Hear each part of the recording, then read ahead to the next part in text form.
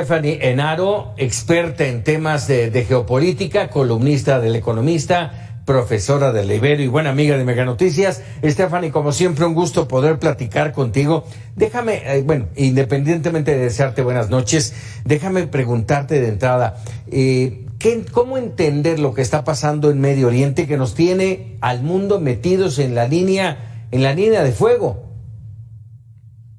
Antes que nada, muy buenas noches, Paco. Muchas gracias por la invitación. Creo que es importante tener en cuenta que el equilibrio de Medio Oriente es muy delicado y un conflicto como el que estamos viendo puede muy fácilmente volverse regional. Hablábamos de algo que inició entre Israel y Hamás el 7 de octubre y hoy estamos viendo protestas en varios lados y un peligro inminente de Líbano, con la embajada estadounidense en llamas, con el gobierno de Estados Unidos diciendo que el personal no esencial debe salir, que ya no pueden viajar, y con el riesgo, Paco, de que si a la llegada del presidente Biden a Israel la situación siga ascendiendo, Estados Unidos pueda invocar el artículo 2 de su Constitución, que le daría el derecho a sus Fuerzas Armadas de invadir Líbano para proteger la vida de los estadounidenses que viven en Israel, y esto sería terrible.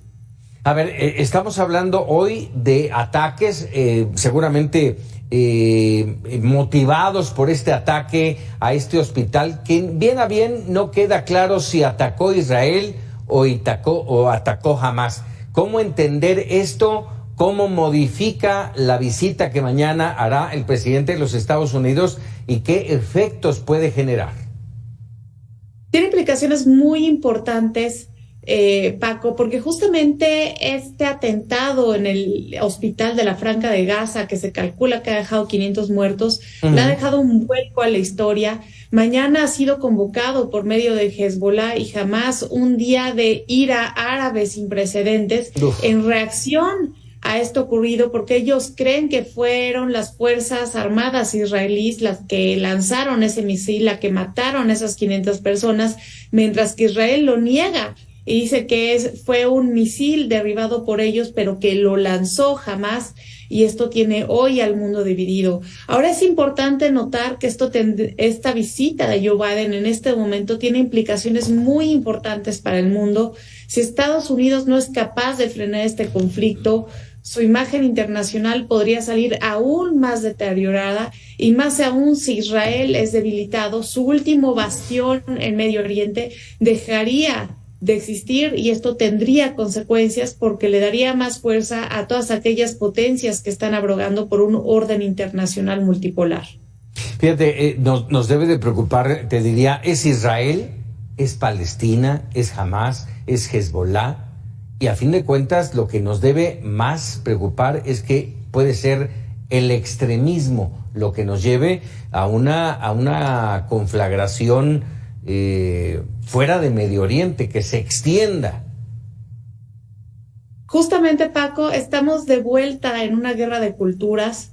Es Occidente contra Oriente nuevamente, y esto hace que la seguridad nacional se convierta en una seguridad personal. Recordábamos hace poco lo que ocurrió en el 2015 en Europa. No fue Hamás, sino el Estado Islámico el que agarró a civiles como blanco en Francia, en Madrid, en Reino Unido, y esto sembró terror en la población. Vemos que ya se están reportando incidentes similares, que el Estado Islámico también se está involucrando por cuestiones de solidaridad con el mundo árabe, y que evidentemente esto no va a tener ninguna buena consecuencia para el mundo, porque Israel está en el punto que Estados Unidos estaba después del atentado a las Torres Gemelas. Hoy cerca de 3,000 personas, las mismas que murieron en ese atentado, son las que han muerto en Gaza, mientras que en Israel se reportan cerca de 1,400.